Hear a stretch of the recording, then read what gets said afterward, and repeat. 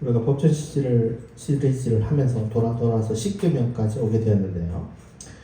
제가 십계명 시리즈를 한 적이 있어서 그냥 찾아보니까 한 10여 년이 좀 넘은 것 같아요. 저는 얼마 안 된 것 같은데.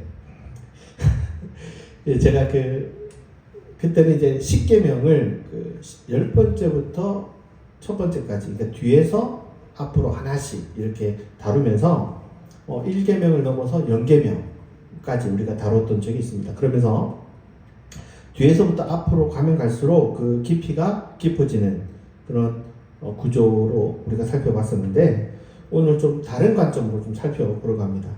우리가 지금껏 법전을 보면서 알든 모르든 우리가 십계명과 엄청난 연결점에서 우리가 살펴봤었는데요.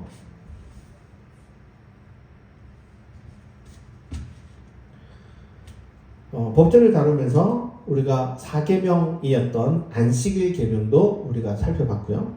6계명인 살인계명, 8계명, 또 도둑질 계명인데, 이게 이제 보통 유괴나 그 다음에 인신매매를 다루는 계명이다라고 제가 알려줬습니다. 그리고 9계명도 거짓말이든 이게 거짓 증거든 어쨌거나 이 계명도 우리가 다뤘었고요.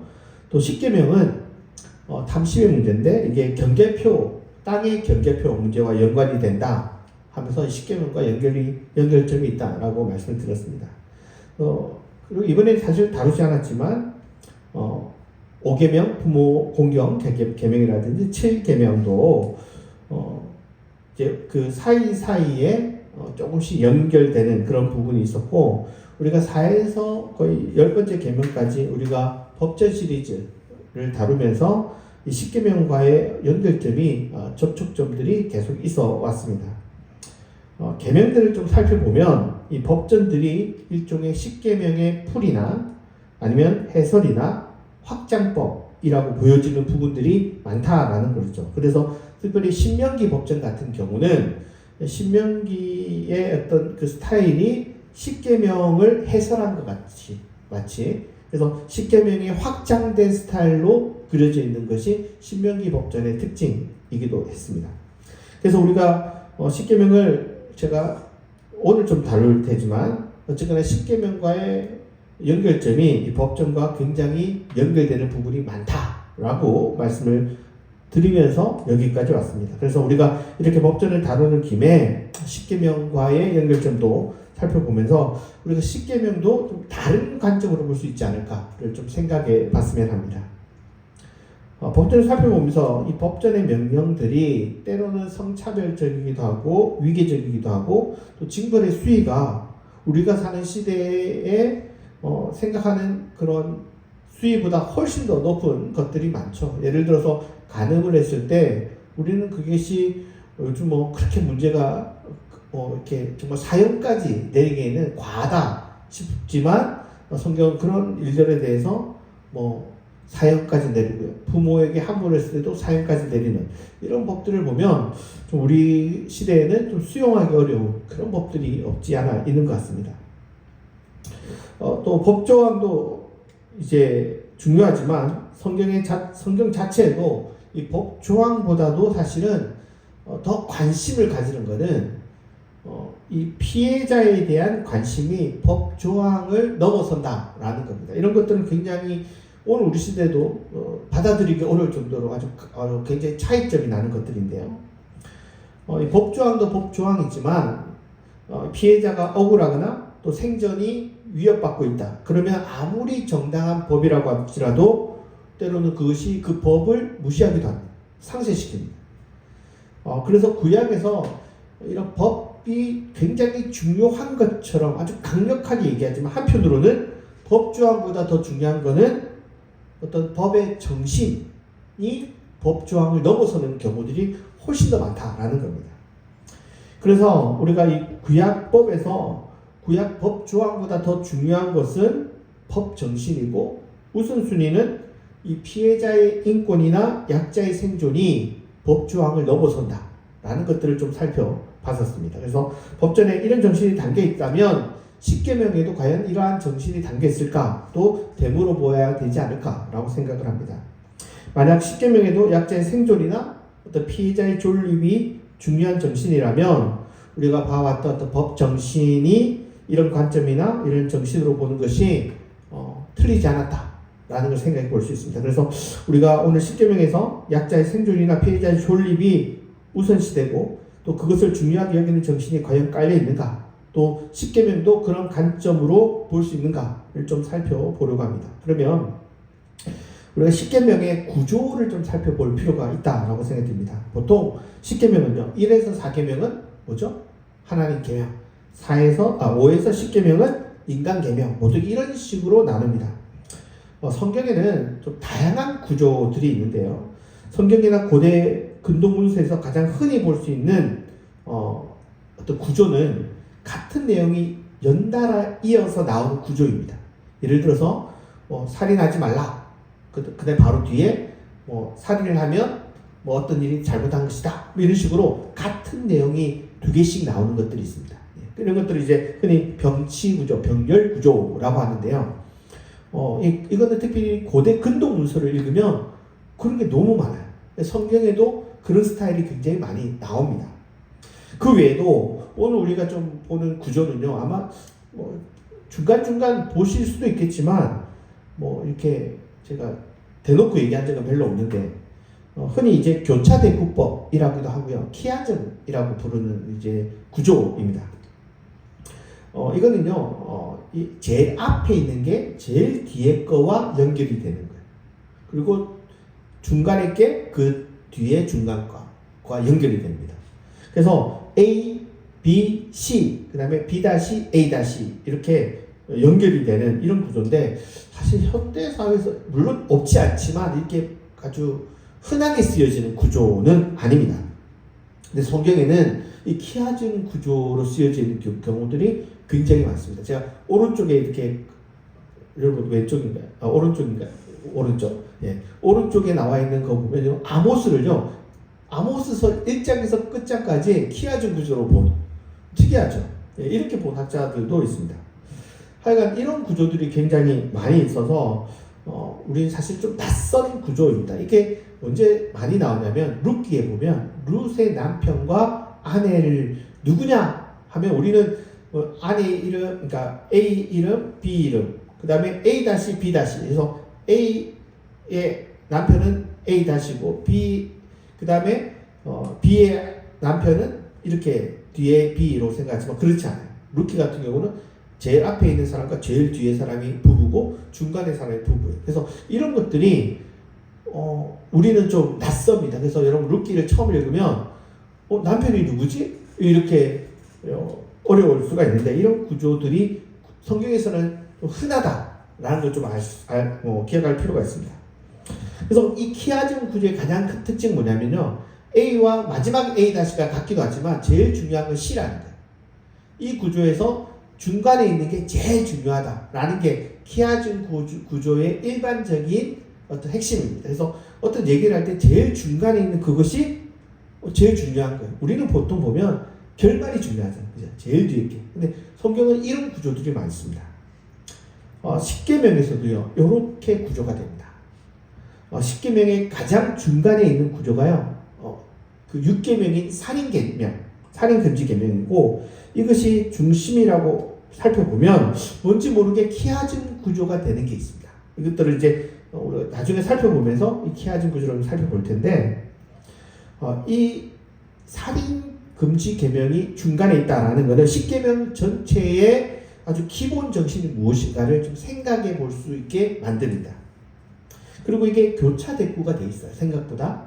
그래서 이것을 쭉 살펴보면 의외로 깜짝 놀랄 정도로 키아즘 구조가 맞아떨어지는 그런 것을 우리가 볼 수 있습니다. 그래서 10계명이 단순히 우리가 도덕적인 어떤 신념이라든지 아니면은 단순히 어떤 정신적인 수양에 관련된 그런 내용이라기보다는, 만약 이 계명이 살인 금지가 가장 중요한 계명이 된다면 이 10계명은 우리가 그런 식의 접근보다도 생존을 위협하게 하는 것들을 막기 위한 일종의 타겟책으로 쓰여진 계명일 수도 있다라고 볼 수가 있는 겁니다. 그래서 우리 이런 것들을 좀 살펴보기 위해서는 한 계명 한 계명 좀 살펴보고 그다음에 이 구조들이 좀 맞아떨어지는가를 좀 생각해 볼 필요가 있습니다. 그러면 우리가 이전에 살펴봤습니다. 제가 오늘 이 설교만 하면 못 알아듣기 때문에 우리가 지금까지 계속 하나하나씩 살펴봤기 때문에 오늘 하는 십계명과 이 법전이 가볍게 좀 연결이 되리라 생각됩니다. 1에서 3계명은 좀 나중에 다루고요. 4계명부터 살펴보면 제가 안식일 계명을 다루면서 좀 다뤘습니다. 그래서 이 계명에서 가장 중심이 되고 핵심이 된 사람이 누군가를 살펴보면 우리는 당연히 하나님일 거라 생각하죠. 안식일을 거룩히 지키라. 하나님이 제일 중요하지만 이 계명에서 가장 많은 수혜를 받는 사람은 동물이나 그리고 노예들이 이 계명의 가장 큰 수혜자라는 겁니다. 그러니까 쉼을 누리기 어려운 동물이나 노예가 이 계명에서 가장 중요하게 다뤄지는 존재라는 거죠. 물론 안식일의 주인인 하나님이 계명의 중심이고 또 안식일에 그래서 우리도 쉬어야 되는 것이 중요한 이슈이겠지만 하나님의 이름으로 가장 큰 혜택을 받는 사람은 누구냐? 사실 어찌 보면 하나님도 아니고 또 가한가요? 이 노예와 동물들이 이 계명에서 가장 큰 수혜를 받는 사람, 가장 보호를 많이 받는 사람입니다. 만약 이것을 하나님을 위한 계명, 꼭 지켜야 되는 계명이라고 안 한다면 많은 사람들이 계명을 그렇게 안 지키겠죠. 그럼 이 혜택이 돌아갈 수가 없는 겁니다. 근데 고대 사회에서 일하지 않는 날 거의 없거든요. 근데 그런 날을 노예를 위해서, 심지어 동물까지를 위해서 이런 계명을 만들어서 가장 큰 혜택을 받는 사람은 누구냐? 바로 이들이라는 거죠. 그러면서 4계명의 가장 큰 수혜자는 하나님보다도 노예와 동물이라는 것을 보면 이 4계명이 하나님을 위한 계명이라는 미명 아래 가장 많은 혜택을 받는 사람은 누구냐? 밑바닥층에 있는 계층들이고 또 그렇다면 이 4계명은 이들의 생존과 생명을 지키기 위한 정신이 바탕으로 두고 있다라는 것을 4계명을 보면서 우리가 알 수 있습니다. 5계명은요 부모 공경 계명이죠. 부모님에 대해서 제가 5월이 되면 한 번씩 이제 얘기를 하기도 했지만 이때의 부모님은 기본적으로 내가 어렸을 때의 부모님이 아니라 나이 든 부모님입니다. 성인인 아들이 일할 수 없고 나이 들어서 혼자 생존하기 어려운 누군가의 도움을 받고 부양해 주지 않으면 생존하기 어려운 그런 부모를 가리킵니다. 그런 부모는 자녀가 부모를 부양하지 않을 때 생존이 위협하게 되는 거죠. 그래서 구약에서 가장 약한 사람으로서 고아, 가부, 나그네 그리고 하나가 더 있죠. 부모가 이렇게 포함될 때 이 부모도 그러한 부류에 속하게 되는 겁니다. 그래서 당연히 이것도 가정 내의 생존과 관련해서 생각할 수가 있는 겁니다. 6계명은 뭐 다룰 필요가 없을 정도로 우리가 저번 주에 말씀드렸지만 명백한 계명인데요. 말 그대로 생명을 함부로 대하는 것에 대한 경고이자 금기 법률입니다.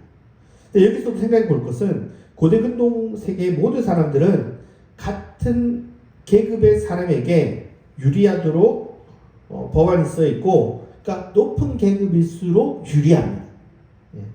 예를 들어서 낮은 계급의 사람이 어떤 일을 당했을 때는 아주 차별적으로 처우를 하고 심지어 사람을 죽였을 때도 여성이나 낮은 계급이나 아니면 노예일 경우는 그냥 금전으로 해결보는 겁니다.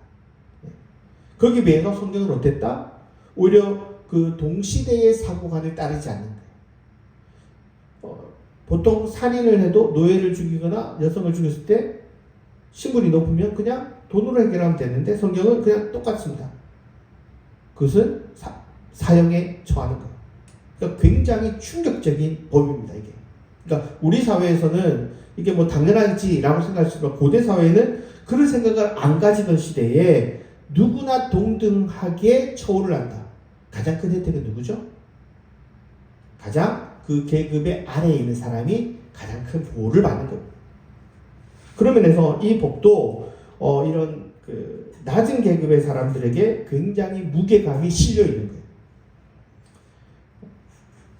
거예요. 생명에 있어서 피해자의 생존에 위협을 가한다고 생각할 때는 성경은 계급에 상관하지 않는다. 그리고 그 계급에 상관하지 않고 강한 처벌을 둔다. 이것은 강자보다는 약자의 생존에 더 무게감을 두고 그들을 보호하기 위한 법이다 라는 것을 오히려 이 살인계명을 통해서 이것이 풀어지는 여러 가지 그 다음의 계명들 우리가 법전을 보면서 알 수가 있었던 거죠. 7계명을 보시면 우리가 간음금지 계명은 우리가 이 법전을 다룰 때는 다루지 않았지만 제가 한 2년 전에 이 계명을 좀 다뤘던 적이 있습니다. 그때도 이제 여성의 인권을 다뤘기 때문에 간음금지 명령은 명확하게 다루지는 않았지만 이 간음금지 계명에 있어서 이 계명이 기본적으로 바탕을 두고 있는 것은 두 사람의 사랑의 문제가 아니라는 거예요. 우리 간음하면 늘 우리는 어떻게 생각하냐면 사랑해서 그러니까 결혼한 사람이 간음을 해야 하는 그것이 이렇게 문제가 되는 거잖아요, 그죠? 물론 이제 그래서 결혼한 사람의 어떤 바람을 피우는 문제 이것이 우리는 생각할 수 있지만 사랑이라고 할 수 있겠지만 성경은 좀 이런 것과는 좀 상관이 없습니다. 사랑의 문제가 아닙니다. 레위기 10장에 보면 반드시 죽여야 되는 죄에 대한 죄의 상당수가 이 간음과 연결되어 있는데요. 여기서 거론되는 여성들이 남의 아내, 전혀 타인의 아내도 있겠지만 아버지의 아내나 이모나 고모나 숙모나 형제들의 아내들이 거론되는 거 보면 이게 왜 거론이 되냐면 이들이 다른 집에 살면 이러한 피해를 볼 가능성이 좀 적어요. 그런데 여기서의 어떤 문제는 뭐냐면 이들이 다 같은 집에서 살 때 이러한 문제가 벌어질 가능성이 높은 거죠. 그러니까 내가 이모랑 눈이 맞아서 내가 고모랑 눈이 맞아서 이런 얘기가 아니에요. 지금 이 말은 이 집의 가부장이 되는 이 집의 권력자가 이 경제력이나 어떤 거를 다 잡고 있는 거예요. 그런데 그러한 경제력이나 또 생활고 때문에 따로 살지 못하고 이 집에 얹혀 살게 되는 가족들이 있을 수 있잖아요. 이때 이 가부장이 일종의 권력형 성범죄를 벌이는 것에 대해서 경고하고 있는 겁니다. 그러니까 구약의 법은 기본적으로 아주 가부장, 그 집안에 힘 있는 남성에게 주고 있는 계명이에요. 그랬을 때 왜 이 여성들이 반항하거나 저항하지 못하고 이 성폭행이나 성범죄나 성희롱을 당하냐면 이 집의 주인인 가부장에게 잘못 보이면 집에서 쫓겨나게 되고 그러면 생존에 위협을 받을 수 있기 때문에 그냥 당할 수밖에 없는 거죠. 그러니까 오늘날의 어떤 생계를 볼모로 한다고 할 수 있는 직장 내 성폭행이라든지 성희롱 이런 거 있죠. 좋은 직장에 얼마든지 다른 데로 이직할 수 있는 사람은 굳이 이걸 당할 필요가 없어요. 그런데 여기 아니면 살 길이 없는 사람들은 이런 어떤 직장 내 폭력들을 당하는 것 있는 거죠. 그런 거가 연결이 되는 겁니다. 특히 가난해서 형제의 집에 얹혀 사는 가족에 대한 성폭행은 곧 생존에 연결되기 때문에 거절하기 쉽지 않은 폭력이고 오히려 이것은 간음이라기보다도 생존을 볼모로 하는 폭력입니다. 그래서 그러한 법에 대해서 성경이 사형을 선고하는 거예요. 그러니까 둘이 눈이 맞아가지고 이 얘기가 아닙니다. 절대 그런 얘기가 아닙니다. 그러니까 권력형 성폭행을 이 본문들이 가지고 있는 거예요. 오늘 우리 시대는 성경 시대가 일부 일처제라고 생각하지만 여러분 사실 자세히 보면 성경이 일부 다처제인 걸 알 수 있죠. 그렇죠? 여러분 성경 보면요. 마음에 드는 여성이 있으면 아내로 삼으면 됩니다. 구약시대. 그러니까 다른 사람을 사랑하는 얘기가 아니에요. 거기다 성폭행만 한다는 것은 자신의 욕구를 분출하고 거기에 따른 책임을 지지 않는다는 면에서 사형에 처하는 겁니다. 그러니까 정말 마음에 들면 어떻게 하면 됩니까? 결혼하면 돼요. 거기에 대해서 문제 삼지 않습니다. 왜?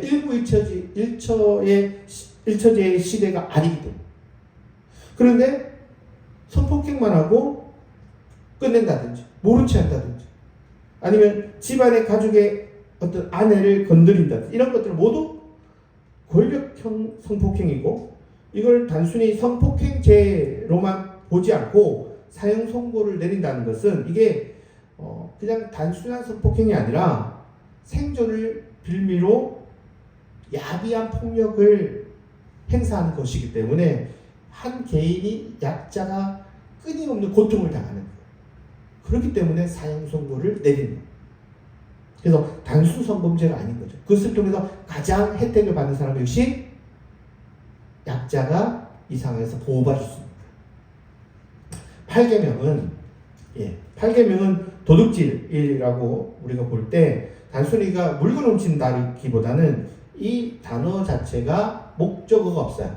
그리고 이 계명이 1순위로 보는 것은 물건보다도 뭐라고 했냐면 사람을 유괴하는 것, 사람을 인신매매하는 것이 이 계명의 1순위다 라고 말씀드렸습니다. 그래서 물건을 훔치는 것은 오히려 2차적 의미고 사람을 유괴해서 생존권을 박탈해서 노예로 삼는다든지 하는 그런 모든 것들이 다 힘없는 자에 대한 생존과 연결된다 라고 볼 수 있습니다.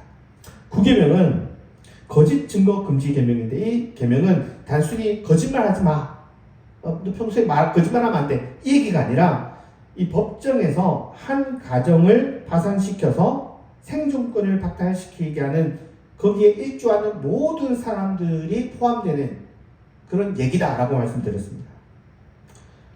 실제 이 8세기를 중심으로 이런 일들이 비일비재하게 일어나는데 이런 일들이 일어나면서 서민 계층이 완전히 무너지게 되는 것과 연결이 되는 겁니다. 그러니까 9계명은 항상 어디서 많이 벌어지냐면 법정에서 벌어집니다. 법정에서.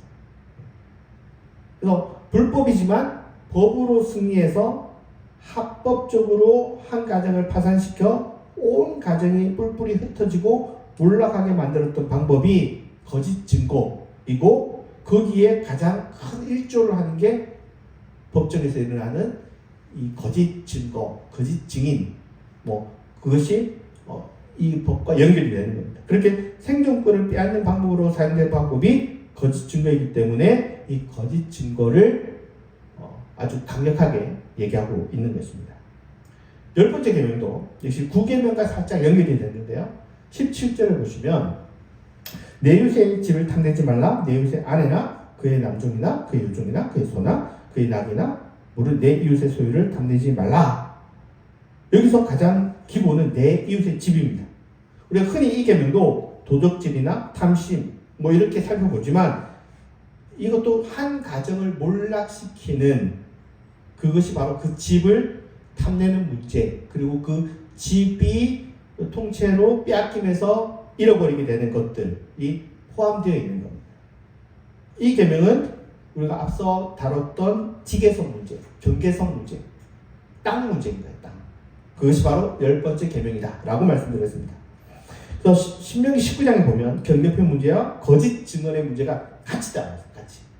그 얘기는 이 두 문제가 다른 얘기가 아니라 같은 얘기라는. 지계석을 다루는 본문도 보면 빚을 통해서 다 빼앗기는 본문과 연결되어 있는 것도 이 법정과 땅의 문제가 분리된 게 아니라 연결되어 있는 거예요. 그래서 보통 우리가 10계명을 보면 10번째는 탐심의 문제다라고 가볍게 볼 수 있지만 그런 게 아닙니다. 이게 그 집의 부동산을 빼앗아서 한 가정을 몰락시키는 처참한 상황, 이게 가장 많이 벌어진 게 8세기부터 시작됩니다. 그러니까 그전에는 이 정도까지는 없었습니다. 근데 그러한 문제를 잘 보여주는 게 10번째 계명이고요. 그래서 우리가 4번째에서 10번째 계명을 보면 이 법이 우리가 보통 형이상학적이거나 도덕적이거나 이상적인 어떤 도덕 계명처럼 보이지만 사회 경제적인 그런 접근으로 살펴보면 한 가정 약자의 생존권과 아주 밀접하게 연관되어 있는 그런 계명이다라는 걸 알 수 있습니다. 그래서 당대의 가장 비참한 상황을 막기 위한 가장 기본적인 어떤 제한을 두고 있는 일종의 그러한 자들을 보호하기 위한 타개책으로 이 4에서 10번째 계명이 그려져 있다라는 것을 하나하나 살펴보면 우리가 좀 알 수 있습니다. 그러면 우리가 첫 번째에서 세 번째 계명들을 좀 살펴볼 필요가 있다라고 생각합니다. 세 번째 계명은요, 이게 이제 그 인간과 그렇게 관련이 없다라고 생각하지만 그렇지 않습니다. 3계명은 하나님의 이름을 망령되이 부르지 말라라는 건데요. 이거는 신의 이름을 남용하는 겁니다. 그래서 우리가 하나님의 이름을 함부로 말하는 거 이거 하지 않으면 되겠다. 근데 여러분 이런 일이 있습니까 평소에? 별로 이거 할 일이 없어요, 여러분. 그러니까 이런 것들이 우리의 생활과 동떨어진 얘기처럼 보여집니다. 10계명이. 이 계명이 그냥 종교적인 관점에서 봐도 되겠지만 이게 지금 약자의 생존과 관련해서 사회 경제적인 측면에서 보면 이 법이요 가장 많이 남용되는 장소가 어딜까요? 법정. 일상에서 제정신이 아니면 하나님의 이름을 막 함부로 말할 필요가 없습니다. 네. 하나님의 이름이 가장 남용되는 장소는 법정이죠. 법정에서 위증이나 거짓 증거를 할 때 나는 하나님의 이름으로 맹세합니다. 그런 경우들이 일반적인 사회. 우리도 법정 가면 법의 정신을 이렇게 처음에 선서를 하잖아요. 그런 것과 비슷합니다. 그러니까 하나님의 이름을 남용하는 곳이 어디냐면 오히려 법정에서 제일 많이 남용되는 거예요. 법정에서 가장 진실되어야 되지만 법정에서 하나님의 이름을 남용하면서까지 위증하게 되는 이유는 뭘까요? 당연히 자신의 이득을 위해서인 거고 그 이득이라는 게 작은 이득이 아니겠죠. 작은 이득까지 하려고 하나님 이름을 막 남용되게 하겠습니까? 아주 큰 이득이 있는 거예요. 엄청난 이득이 있는 거예요. 내 생활을 굉장히 바꿀 수 있을 정도로 좋은 이득과 연결되기 때문에 하나님의 이름을 이때 살짝 눈 감아버리는 거죠. 이게 법정에서의 어떤 토지 강탈과 연결되는 거예요. 고대 사회에서 가장 큰 경제적인 생존은 토지였거든요. 만약 지금 같으면 직업을 빼앗는 이런 거겠지만요. 일반적으로 하나님의 이름을 망령되이 불러서 스스로 화를 불러일으키는 멍청한 사람은 이 세상에 거의 없을 겁니다. 이스라엘 사람이라. 그러면 이 법이 가장 많이 남용되는 것은 어디냐? 법정일 수밖에 없는 거고 그 다음에 3계명도 한 가정의 생존권 박탈과 연결되는 거죠. 1, 2계명은요. 이거는 이제 따로따로 볼 수도 있고요. 이게 제가 10계명을 얘기할 때 카톨릭과 유대교와 기독교가 각각 다르다고 했죠. 10계명이. 그죠? 그래서 1, 2계명을 같이 보는 게 유대교가 그렇게 보고요. 그 다음에 그죠? 캐톨릭도 1, 2계명 같이 보나요? 그런 식으로 봅니다. 우리는 이제 1계명과 2계명이 따로따로 구별되는데, 좀 따로따로 볼 때, 사실 1계명은, 지금, 1계명은, 하나님 믿는 그러니까 이방신을 안 섬기는 것이고요. 2계명은 우상을 숭배의 문제보다도 우상 제작의 문제가 있는 겁니다. 그걸 하지 말라는 건데, 어쨌거나 1, 2계명은 모든 학자들이 동의하는 것처럼 이 두 계명을 안 지켰기 때문에 이스라엘이 망했다고 합니다. 보통 이제 이 계명이 왜 중요하냐면 왜 나라가 망하는데 이것이 가장 큰 문제가 되냐? 하나님 안 섬긴 게 뭐가 문제가 되냐? 단순히 너희들이 하나님을 안 믿었기 때문에 제대로 안 믿었기 때문에 망했어. 이게 아닙니다. 단순히 그렇게 보는 게 아닙니다. 이게 하나님을 안 믿었다라고 할 때 그들이 하나님을 안 믿은 거 아닙니다. 하나님 잘 믿었습니다. 근데 뭐도 열심히 섬겼죠? 우상도 열심히 섬겼습니다.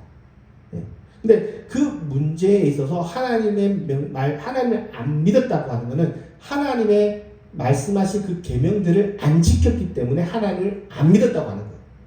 그러니까 하나님을 안 믿은 것은 단순히 내가 신앙적으로 하나님을 안 믿은 거가 아니라 하나님의 그 계명들 그것을 안 지켰다라는 게 가장 큰 하나님을 안 믿은 문제인데요. 이것이 1, 2계명이 사회 경제적인 것과 연결이 됩니다. 이스라엘이 사회 경제적으로 확연히 달라진 시기가 언제냐면 제가 8세기부터라고 얘기하는데요. 사실 그 시발점은 언제 때냐면 9세기에 아합 가문이 일종의 발동을 걸게 됩니다. 이들이 하는 일이 뭐냐면 바알 종교를 가져오는 것인데 이게 단순히 종교 문제가 아닙니다. 바알이 너무 좋아서 가지고 오는 게 아닙니다. 이게 사회 경제의 틀을 바꾸는 것과 연결되기 때문입니다. 이들이 바알 종교를 국가 종교로 이렇게 중심에 세우는 것은 바알이 너무 훌륭해서가 아니라 합법적으로 토지를 강탈하는데 정당화할 수 있는 어떤 사회적, 종교적, 경제적 기반이 바알 종교가 지지해지기 때문입니다. 하나님의 종교는 기본적으로 땅은 누구 것이냐면 왕의 것이 아닙니다. 권력자의 것이 아닙니다. 누구 거냐면 하나님 것. 그래서 모든 인간에게 동등하게 그 가문의 땅이 제공됩니다. 그래서 기본적으로 땅은 사고 팔 수가 없고 경제적으로 어려워서 부득이할 경우에는 그래서 팔았어요. 그럼 50년 후에 또 어떻게 하냐? 다시 또 다 그냥 반납해야 됩니다. 다 반납해야 됩니다. 그래서 이 토지 강탈을 애초에 원천 봉쇄할 수 있는 종교이기 때문에 하나님 종교를 아무리 뭐 이렇게 따르려고 해도 강탈을 해도 50년 후에는 어떻게 해야 돼요? 땅을 다 돌려줘야 되는 거예요. 그럼 토지 강탈을 한 이유가 없어지는 거예요. 근데 이거 하나님 종교를 믿으면 굉장히 불리한 거죠. 토지를 강탈하고 그걸 합법적으로 계속해서 소장할 수 있는 방법은 뭐냐면 토지법을 바꿔야 되는데 그 토지법을 바꿀 수 있는 방법은 뭐냐면 바알 종교를 가져오면 돼요. 바알 종교를 지지하면 돼요. 그러니까 경제적으로 그냥 일반 어떤 다른 나라에서 하는 그 종교 경제 체제를 그냥 가지고 오면 되는 거예요. 그래서 바알 종교는 토지 정책을 강탈하는 것을 합법적으로 하는 거예요. 이들이 불법적으로 하는 거 아닙니다. 절대. 합법적으로 합니다. 합법적으로. 특히 바알 신은 비를 내리는 신입니다. 그러니까 농경과 매우 밀접하게 관련되어 있는 거고 내가 그냥 경제적으로 잘하면 무조건 그냥 가져가도 되는 거예요. 뭐 나눌 필요 없습니다. 네 거 네가 가져가는 겁니다. 나봇의 땅을 빼앗을 때 이 아합이 한 가장 나쁜 건데요. 거기에 가장 큰 사상적 종교적 정당성을 가져온 게 바알 종교입니다. 왜냐하면 땅은 뺏을 수 없거든요. 왕이라고 하죠. 그런데 그를 가능하게 하는 것은 바알 종교입니다. 반대로 하나님 신앙은 출애굽 해방을 기반으로 하기 때문에 기존 사회와는 다른 토지에 대한 어떤 사회 경제적 혁명적인 정책이 기본적으로 깔려져 있는 거예요. 우리 다 똑같았잖아. 동등했잖아. 그러니까 땅은 언제나 먹고 살 수 있는 땅은 내가 제공해 줄게. 이게 기본적인 하나님 신앙의 자세이기 때문에 이 종교를 가지면 땅을 강탈할 수가 없는 거예요. 강탈해도 돌려줘야 됩니다. 그러니까 땅을 공평하고 공의롭게 분배하고 사용하는 어떤 공정사회를 지지하는 종교가 야훼 종교입니다.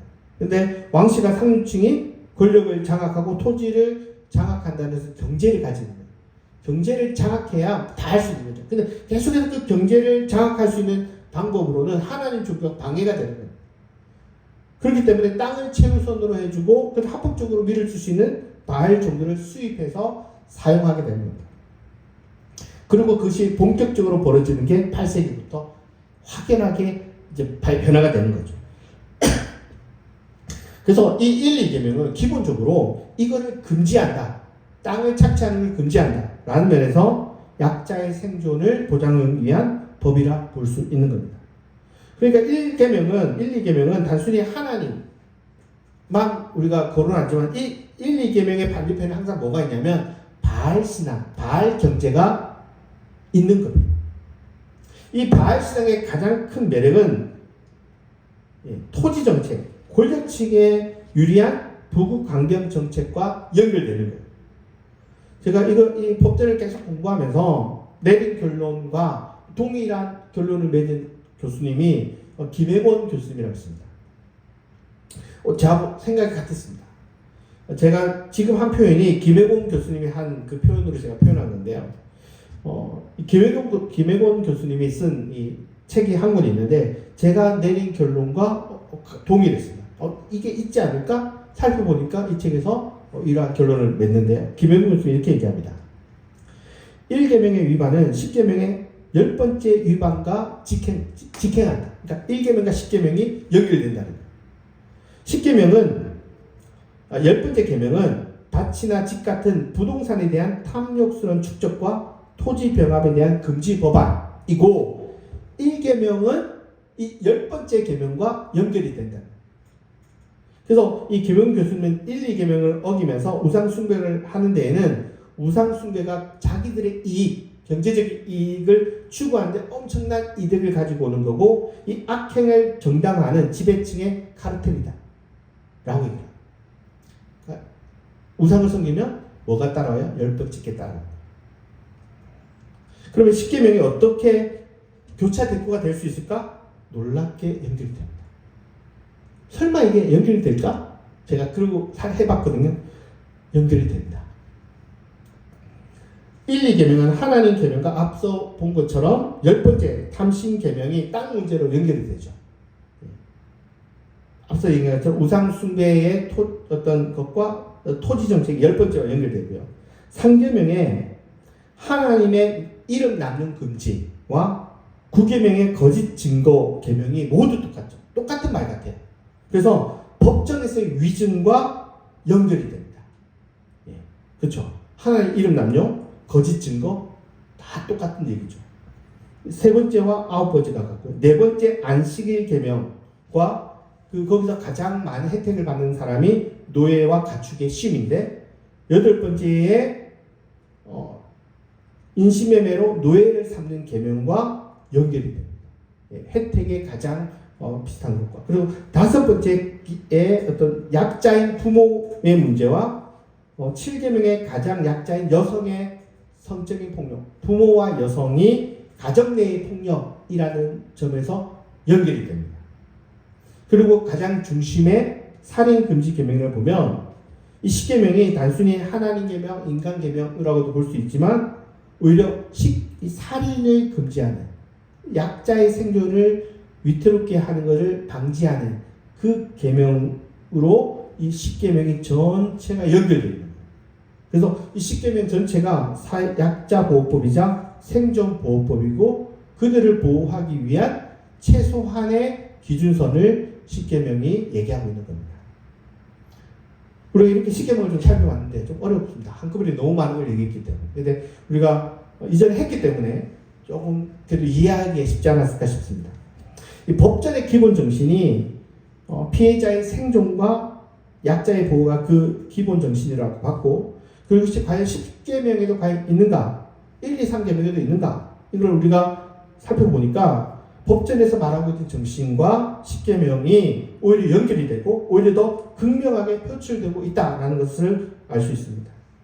우리 10계명이 단순한 도덕법이나 정신 수양의 법이나 그리고 이걸 어기면 가벼운 법 정도 거짓말 안 하는 거 이런 가볍게 생각하는 하나님을 막는 데 부르지 않는 거 이 정도라고 그냥 가볍게 생각하지만 그게 아니라 그러니까 일반인들에게 동떨어진 얘기잖아 사실. 굳이 할 필요도 없는 거. 그런 게 아니라 이 가정교례나 생활교례 이런 얘기가 아니라 오히려 약자를 보호하고 피해자의 생존을 보장하기 위한 가장 마지노선 방지법이라고 볼 수 있고 그것의 그 바탕이 이 10계명에 그려져 있다라는 걸 볼 수 있습니다.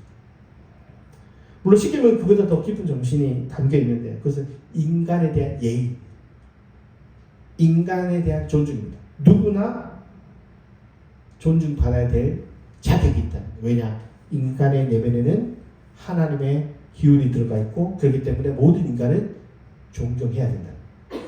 인간 생명에 대한 경외심이 담겨져 있습니다. 다시 말하면 타인에 대한 폭력, 생명에 대한 경시를 경고하고 있는 겁니다. 신앙은 단순히 하나님만 잘 섬기는 게 아니라 우리 그렇게 신앙생활을 한 사람 많거든요. 하나님만 잘 섬기고 사람을 함부로 해야 된다. 그게 아니라 인간에 대한 예의를 갖추는 데서부터 시작하는 거예요. 왜? 모든 인간에는 하나님의 생명이 깃들었기 때문에. 이게 너무 중요합니다. 우리는 보통 신앙을 하나님만 잘 섬기면 되고 그러면 좋은 신앙을 생각하는데 그렇지 않습니다. 하나님을 잘 섬기는 것이라는 것은 뭐냐면 사람에 대한 예의를 갖는 겁니다. 생명에 대한 존중을 갖는 겁니다. 그리고 그렇게 사는 겁니다. 반대로 말하면 타인에 대한 직간접적인 폭력이나 생명에 대한 어떤 경시하는 태도 이거는 모두 해서는 안 되는 일 정도가 아니라 하나님 신앙의 반대편에 있는 신앙이에요. 우리가 만약 그렇게 하고 있다? 하나님 안 믿는 겁니다. 만약 하나님을 믿는 거다라고 한다면 사람에 대한 존중도 함께 가요. 왜? 그것이 하나님 믿는 신앙이기 때문에. 우리가 신앙생활을 하면서 잊지 않았으면 좋겠습니다. 하나님 믿는 신앙과 인간을 경외하고 소중하게 여기는 것이 다르지 않다. 그것이 곧 하나님 신앙이다. 라는 것을 잊지 않고 생활하는 우리가 되기를 바라겠습니다. 기도하시겠습니다.